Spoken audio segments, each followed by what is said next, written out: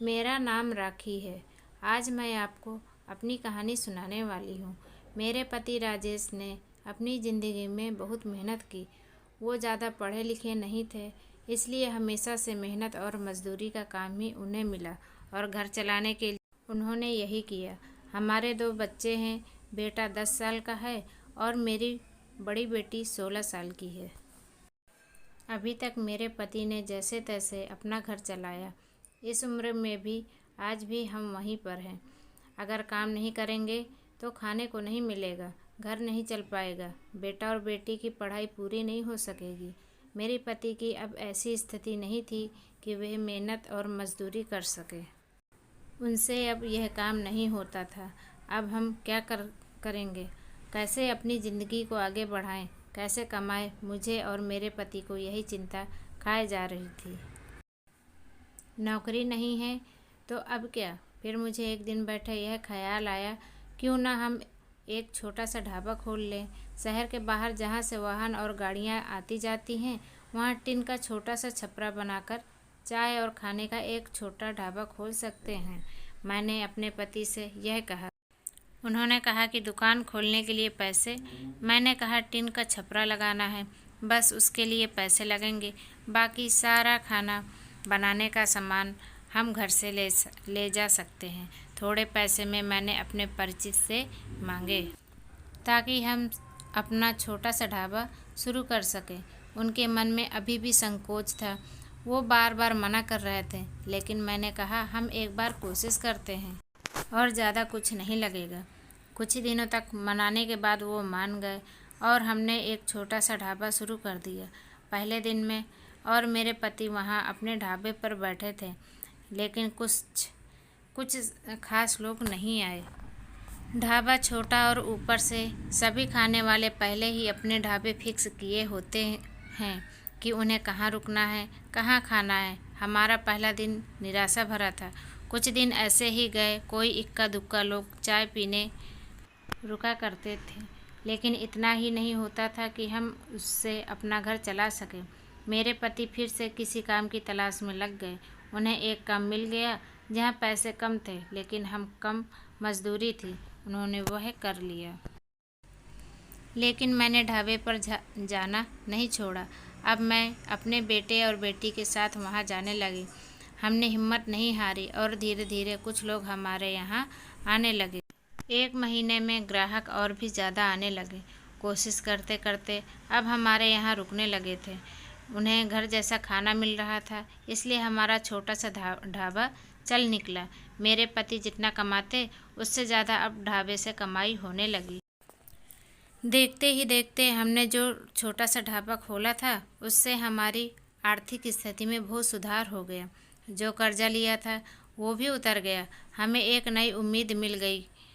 सब कुछ अच्छा चल रहा था। ढाबे को खोले 6 महीने हो गए थे। हमारे चेहरों पर रंगत आ गई थी। लेकिन फिर ऐसा कुछ हुआ कि जिसके बारे में मैंने सोचा भी नहीं था। एक दिन घर से जब हम लोग ढाबे के लिए जा रहे थे, तब मेरे पति कहते हैं, ढाबा आज से बंद, कोई भी अब वहाँ नहीं जाएगा। यह कहते वक्त वो बड़े गुस्से में थे। ऐसा गुस्सा मैंने उनके चेहरे पर आज तक नहीं देखा। मैंने बोला, क्या हुआ? क्या बोल रहे हो? इतना अच्छा हमारा ढाबा चल रहा है, आपको क्या हो गया है आज? वो बोले, मैंने कहा ना, कोई भी अब वहाँ नहीं जाएगा, न तू न तेरी बेटी। मैंने बोला, आप शांत हो जाइए, आपकी तबीयत ठीक नहीं है, आप आराम करें, हम लोग इस बारे में बात करते हैं। वो और ज़्यादा गुस्सा हो गए। कहा कि कोई बात नहीं होगी, मैं जितना कमाता हूँ उतने से घर चलेगा, तू अब वहाँ नहीं जाएगी। मेरे पति का ऐसा रूप देख मैंने पहले कभी नहीं देखा था। उस दिन मैं ढाबे पर नहीं गई, लेकिन जब वो शाम को आए तो भी उनका मुंह उतरा हुआ था। मैंने सही समय देखकर उनसे बात की। पूछा, क्या हुआ, आपको ऐसा क्यों बोल रहे हैं? वो बोले कि मेरा मुंह मत खुलवा, मैं सब जानता हूँ कि तू क्या कर रही है। मैं तेरे साथ इतने दिनों तक वहाँ रहा, तब वहाँ कोई नहीं आता था और मेरे जाते ही ढाबा चलने लगा। आखिर ऐसा भी क्या हो गया? मेरे तो होश ही उड़ गए। वो क्या बोलना चाहते थे मैं समझ गई। ऐसी बात वो भी शादी के इतने दिनों बाद। उनके मुंह से सुनकर मुझे यकीन ही नहीं हो रहा था कि मेरे पति हैं। मैं एकदम खामोश हो गई। रात को मेरे आंसू नहीं रुक रहे थे। मेरे मुंह पर अब ढाबे का नाम भी नहीं आया। इस तरह की बातें सुनने के बाद मेरा अब कुछ करने का मन ही नहीं किया। उस दिन से खामोश हो गई। अब कुछ करने को कहने को बचा ही नहीं था। मैंने सोचा था कि उनको कोई सफाई नहीं दूंगी, वो अपना काम करते रहें, लेकिन उनकी कमाई कम थी, अच्छे से गुजारा नहीं हो पाता था। 6 दिनों में जो पैसा जमा किया था वो खत्म हो गया। करीब 3 महीने बाद ही उनकी तबीयत खराब हो गई और वो बिस्तर पर आ गए। काम नहीं पा रहे थे। मैं जैसे तैसे उन्हें संभाल रही थी। घर में जब पैसा खत्म होने लगा तो कर्जा लेने की नौबत फिर से आ गई। मैं चाहती थी कि कहीं किसी के घर जाकर खाना बनाने का या बर्तन धोने का काम करने लगूं, लेकिन उनकी तबीयत खराब थी और मैं नहीं चाहती थी कि मेरे किसी भी बात के कारण वो फिर उसी तरह से बात करें। एक दिन वो बिस्तर पर थे। मैं उनके लिए खाना बना रही थी। तब उन्होंने मुझे बुलाया। बोले, मैं जानता हूँ उस दिन की बात तुम्हें बहुत परेशान कर रही होगी, लेकिन और तुम्हें लग भी रहा होगा कि मैं तुम्हें ये कैसे बोल सकता हूँ, लेकिन वो शब्द और बातें मेरी नहीं थी। मेरे कानों में ऐसी बातें आई थी। अपनी रिश्तेदारी में ऐसी बातें हो रही थी। मैंने अपनी बीवी और बेटी को अकेले वहाँ छोड़ दिया। उन्हें देख लोग रुकते हैं जिससे कमाई हो रही है। इस तरह की बातें मैं बर्दाश्त नहीं कर सकता। 2 रोटी कम खा लेंगे, लेकिन यह सब नहीं सुनना था। समाज और यहाँ के लोग, खासकर आपके परिचित और रिश्तेदार, आपको आगे बढ़ता देख बहुत कुछ कहने लगे थे, लेकिन लोग इस हद तक गिरे हैं मुझे इसका पता नहीं था। और मेरे पति भी उनकी बातों में आ गए। उस समय मैं भी होती उनकी जगह तो शायद यही करती। मुझे भी उतना ही बुरा लगता, वही फैसला लेती जो उन्होंने लिया। मैंने कहा, कहाँ है वो शुभचिंतक जो आपकी मदद करने नहीं आएंगे? जाइए, आप उनसे पूछ लीजिए। हमारे घर में खाने को नहीं है। आपकी तबीयत खराब है। आप बताएं कौन आया अब हमारी मदद करने? दुनिया किसी को कुछ नहीं दे सकती, और अगर कोई मेहनत करके आगे बढ़ता है तो सारे प्रयास करके उसे पीछे ढकेलने की कोशिश करती है। और आप उनकी बातों में आ गए। वो लोग सफल हो गए।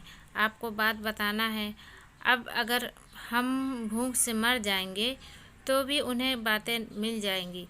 वो लोग कुछ समय तक बोलते, अगर हमें कोई फ़र्क नहीं पड़ता तो वो थक कर हार मान लेते। वो पीठ पीछे ही इस तरह की बकवास करते हैं।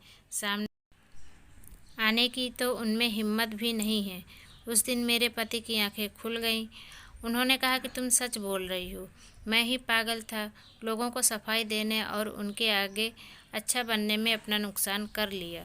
जब हम गलत नहीं हैं तो हमें सफाई क्यों देना, क्यों डरना? मुझे माफ़ कर दो।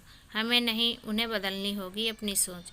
और अगर नहीं बदले तो हमें क्या, हमें अपने कर्म करते रहना चाहिए। क्या हम फिर से कुछ कर सकते हैं? मैंने कहा, कभी भी देर नहीं होती। हम अब भी कर सकते हैं। मेरे पति बोले, मैं भी अब तुम्हारे साथ दूंगा अगर तुम चाहो तो।